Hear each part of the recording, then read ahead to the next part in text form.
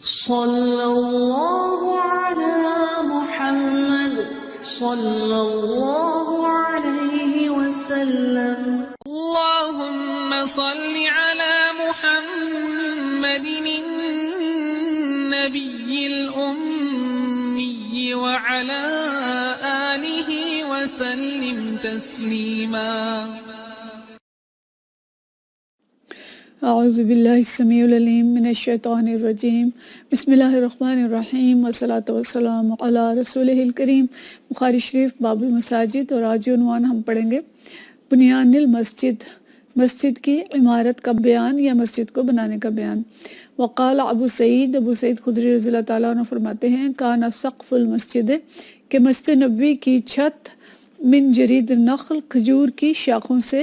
بنائی گئی تھی. وَأَمَرَ عُمَرُ بِبِنَاءِ الْمَسْجِدِ، اور عمر رضی اللہ تعالیٰ عنہ نے مسجد بنانے کا حکم دیا. وقال، اور فرمایا اَكِنَّ النَّاسَ مِنَ الْمَطَرِ، کہ لوگوں کو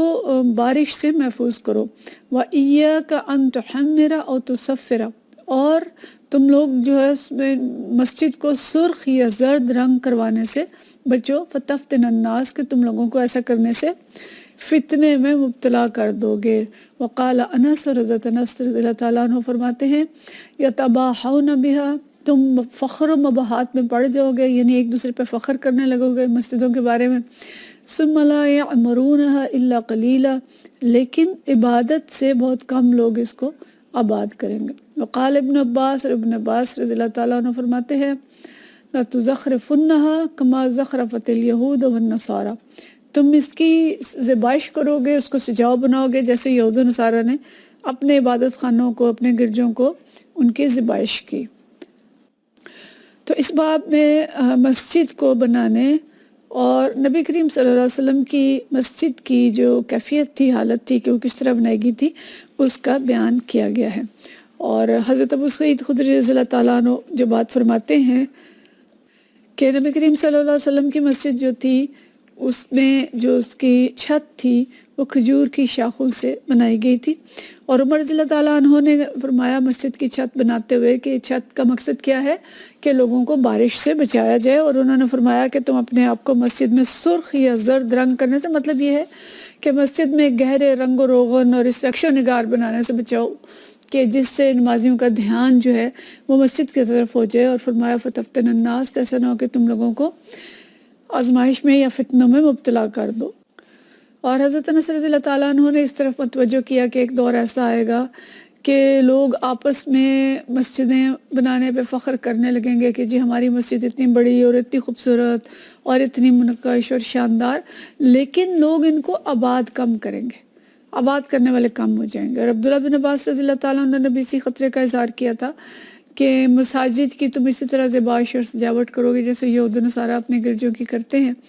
تو مقصد کیا ہے کہ اس سے لوگ بعض اہل علم جو ہیں وہ یہ کہتے ہیں کہ مساجد جو ہے بالکل سادی ہونی چاہیے اور ان کے اندر زیادہ نقش و نگار نہیں بنوانے چاہیے، اور ان کو زیادہ مزین کرنا اور ایک بڑھا چڑھا کے بنانا جو ہے یہ درست نہیں ہے. اور البتہ بعض لوگ، دوسرے علماء کا خیال یہ ہے کہ جب لوگ اپنے گھروں کو بہت خوبصورت بنانے لگ جائیں تو اس وقت مسجدیں بھی خوبصورت ہونی چاہیے کہ اللہ کا گھر جو ہے وہ دنیا کے گھروں میں کم تر نہ معلوم ہو. تو جو یعنی ایک طرز تعمیر یا ایک عمومی طور پہ گھر بنانے کے رویے ہوں، مسجد بھی اسی طرح کی ہونی چاہیے تاکہ مسجد کسی طرح بھی کم تر نہ لگے. حدیث اس میں ہے 435، اور یہ حدیث جو ہے یہ حضرت نافع سے روایت ہے. حدثنا نافع عن عبداللہ بن عمر سے وہ روایت کرتے ہیں اخبرہ، انہیں کہتے ہیں کہ خبر دی انہوں نے ان المسجد کان علی عہد رسول اللہ صلی اللہ علیہ وسلم، کہ نبی کریم صلی اللہ علیہ وسلم کے دور میں جو مسجد تھی مبنی باللبن، کہ یہ مسجد کچی اینٹوں سے بنی ہوئی تھی. وسقفہ الجرید، اور اس کی چھت جو تھی وہ کھجور کی شاخوں کی تھی. وعمدہ خشب، اور اس کے جو ستون تھے وہ کھجور کے تنوں کے تھے. خشب تنے کو کہتے ہیں خشب النخل، تو کھجور کے تنوں سے تھے. فلم یزد فیہ ابو بکر شیئا، حضرت ابو بکر صدیق نے اس میں کوئی اضافہ نہیں کیا. وزادہ فیہ عمر، حضرت عمر رضی اللہ تعالیٰ عنہ نے اس میں کچھ اضافہ کیا. وَبَنَاهُ عَلَى بُنْيَانِهِ فِي عَهْدِ رسول اللہ صلی اللہ علیہ وسلم، لیکن انہوں نے اس کو انہی بنیادوں پہ تعمیر کیا جن بنیادوں پہ وہ نبی کریم صلی اللہ علیہ وسلم کے دور میں تھی، باللبن والجرید، اور انہوں نے اسی طرح کچی اینٹوں سے اور کھجور کی شاخوں سے اس کو بنایا، وَأَعَادَ وَعَمَدَهُ خَشَبًا، اور یعنی انہی بنیادوں پہ اس کو دوبارہ بنا دیا، اور جو تنے تھے اس کے وہ بھی اسی طرح سے کھجور کے جو تنے تھے، یعنی اس کے ستون جو تھے وہ کھجور کے تنوں کے تھے۔ ثم غیرہ عثمان، حضرت عثمان رضی اللہ تعالیٰ عنہ نے اس میں کچھ تبدیلی کی، فزاد فیہ زیادۃ کثیرۃ، اور انہوں نے اس میں بہت زیادہ تبدیلی کر دی، وبنا جدارہ بالحجارۃ المنقوشۃ والقصۃ، تو انہوں نے اس کی جو دیواریں تھیں ان کو پتھروں سے، نقش پتھروں سے بنوایا اور چونا لگایا ان کی دیواروں پہ، اور جو ستون تھے وہ پتھر کے بنائے، اور وہ پتھر بھی کیسا تھا؟ منقوشتن، جو کہ نقش و نگار والا تھا، اور وسقفہ بالساج، اور جو چھت تھی وہ انہوں نے ساگوان کی لکڑی کی ڈلوائی۔ تو گویا اس چھوٹی سی حدیث میں ہمیں مسجد نبوی کی تعمیر اور اس کی توسیع دونوں کے بارے میں پتہ چل رہا ہے۔ تو اس کو ہم آج دیکھتے ہیں کہ کس طرح سے تعمیر ہوئی اور کس طرح سے اس کی توسیع ہوئی تھی۔ یہ جو تاریخ ہے مسجد کی ہمارے لیے انشاءاللہ دلچسپی کا باعث ہوگی۔ تو یہ ہم پیچھے پڑھ چکے ہیں کہ نبی کریم صلی اللہ علیہ وسلم جب مدینہ شریف تشریف لائے تھے تو پہلے قباء کے مقام پہ 14 روز قیام فرمایا تھا آپ نے، اور اس کے بعد آپ مدینہ شریف کی طرف آئے، اور جس جگہ پہ نبی کریم صلی اللہ علیہ وسلم کی اونٹنی بیٹھ گئی تھی حضرت ابو ایوب انصاری کے گھر کے سامنے، وہی جگہ جو تھی نبی کریم صلی اللہ علیہ وسلم نے مسجد نبوی کے لیے منتخب کی۔ اور یہ روایات میں یہ آتا ہے کہ یہ جگہ جو ہے یہ پہلے بھی نماز کے لیے استعمال ہوتی تھی، جو پہلے جو صحابی ہجرت کر کے پہلے آئے تھے، حضرت مصعب بن عمیر اور حضرت اسد بن زراح، یہ دو صحابی ہیں جو نبی کریم صلی اللہ علیہ وسلم کی تشریف آوری سے پہلے نماز پڑھایا کرتے تھے، اور یہ اسی جگہ پہ نماز پڑھاتے تھے جو بعد میں جہاں پہ مسجد نبوی بنی، لیکن بعد میں پھر نبی کریم صلی اللہ علیہ وسلم نے اس جگہ کو خریدا۔ یہ ہم پیچھے پڑھ چکے ہیں کہ بنی نجار سے خریدا، اور حضرت ابوبکر صدیق رضی اللہ تعالیٰ عنہ نے اس کی قیمت ادا کی، اور جو قبریں اور کھنڈر اور کھجور کے درخت تھے ان کو کھاڑ دیا گیا، اور کھنڈر کو برابر کر کے، جگہ برابر کر کے، تو وہاں پہ مسجد جو ہے وہ بنا دی گئی۔ تو یہ مسجد جو ہے یہ آپ صلی اللہ علیہ وسلم کی تشریف آوری کے بعد ماہ ربیع الاول 1 ہجری میں اس کی بنیاد آپ صلی اللہ علیہ وسلم کے دست مبارک سے رکھی گئی۔ اس مسجد کی لمبائی جو ہے یہ 70 ہاتھ اور چوڑائی تقریباً 60 ہاتھ تھی، جو تقریباً 35 اور 30 میٹر بنتی ہے، اور اس کا جو رقبہ بنتا ہے یہ 100 مربع میٹر بنتا ہے۔ اس کی جو چھت تھی یہ 5 ہاتھ بلند تھی، اور دیواریں، بنیادیں جو تھیں وہ پتھر کی بنائی گئی تھیں، اور دیواریں کچی اینٹوں کی، جیسے ہم نے ابھی حدیث میں پڑھا، اور ستون جو تھے وہ کھجور کے تنوں کے، اور چھت جو تھی وہ کھجور کی شاخوں سے بنائی گئی۔ اور یہ بھی ہم پڑھ چکے ہیں کہ آپ صلی اللہ علیہ وسلم بنفس نفیس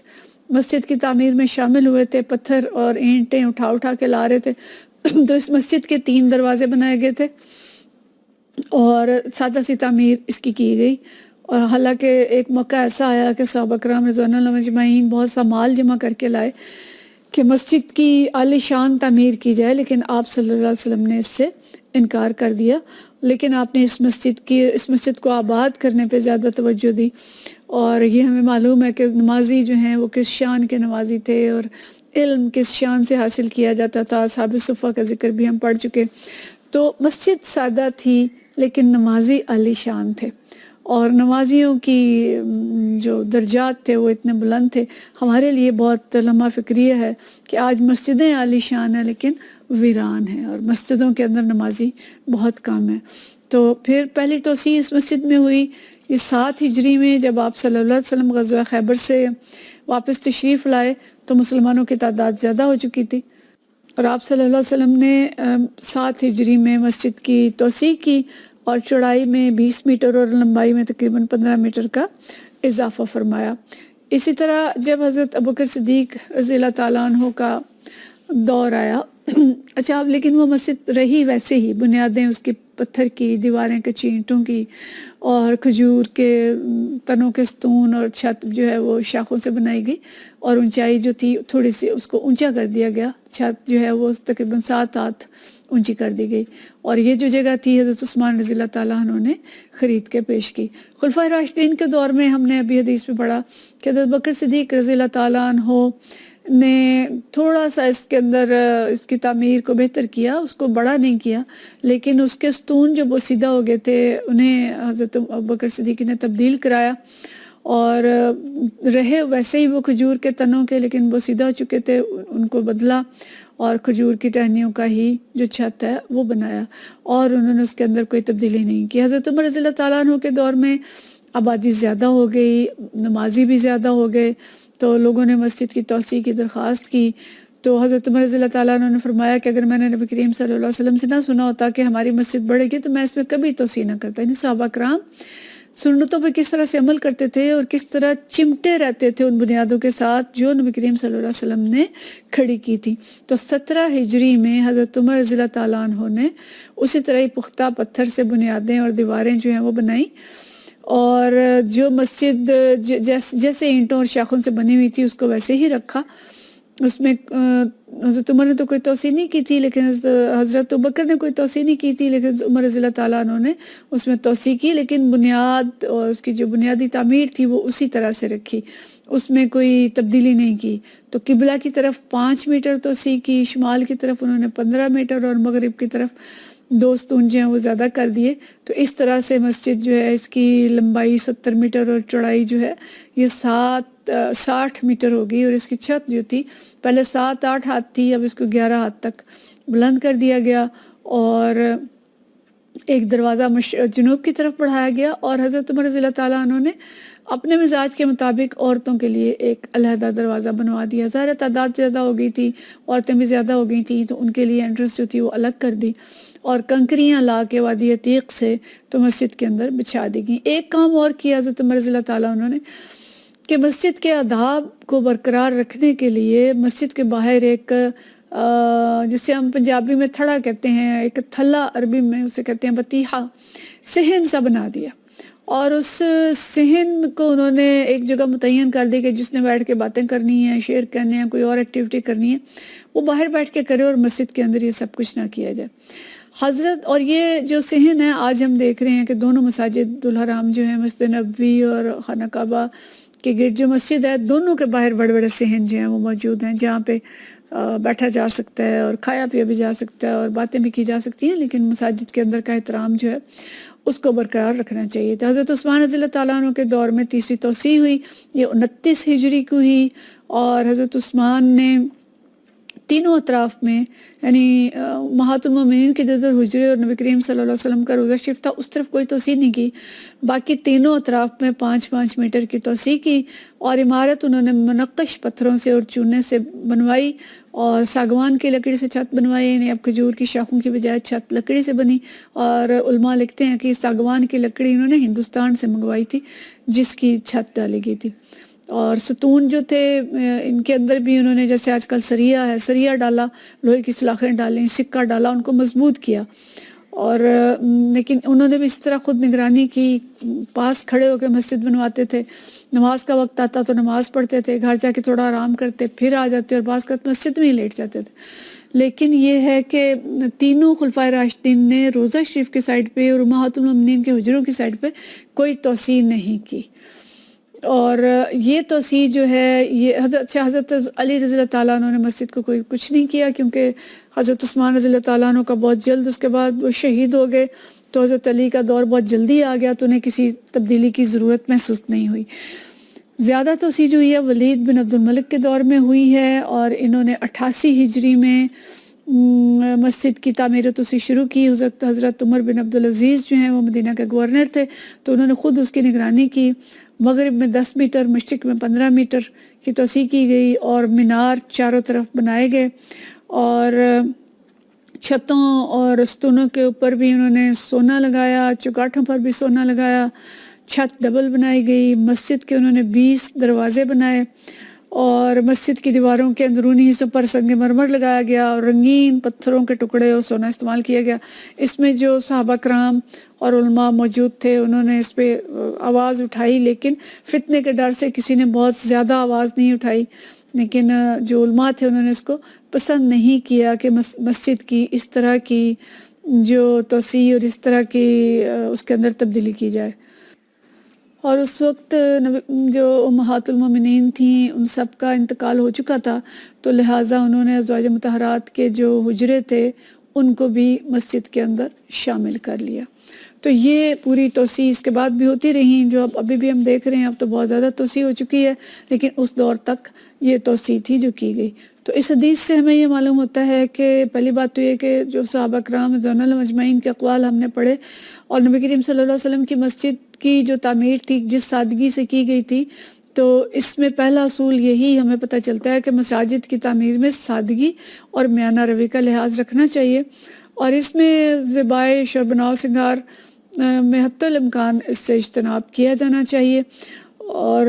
لیکن یہ کہ ایک بات علماء یہ کہتے ہیں، جیسے پہلے بھی ہم نے اس بات کو کیا کہ جب لوگوں نے اپنے گھروں کو خوبصورت بنانا شروع کر دیا تو اس وقت علماء نے یہ کہا کہ مساجد کو بھی خوبصورت بنائیں تاکہ اللہ کا گھر لوگوں کے گھروں کے مقابلے میں حقیر معلوم نہ ہو۔ لیکن یہیں سے ایک اصول ہمیں پتہ چلتا ہے کہ جب اللہ کے گھر کی تعمیر میں میانہ روی اور اعتدال سے کام لینے کی سنت ہے اور حکم ہے، تو اپنے گھروں کو، دنیوی گھروں کو، ان کو ہمیں بدرجہ اولا ان کی تعمیر میں میانہ روی اور اعتدال سے کام لینا چاہیے، اور اینٹوں اور پتھروں اور نقش و نگار اور ان کے تزئین و آرائش پہ بہت زیادہ مال نہیں لگانا چاہیے۔ تو اللہ تعالیٰ ہمیں ان تمام چیزوں کو سمجھنے اور ان پہ عمل کی توفیق دے، اور مسجدوں کو صرف خوبصورت بنانے پہ ہی نہیں بلکہ ان کو آباد کرنے پہ بھی توجہ دینے والا بنائے۔ وآخر دعوانا ان الحمدللہ رب العالمین۔ صلی اللہ علی محمد صلی اللہ علیہ وسلم۔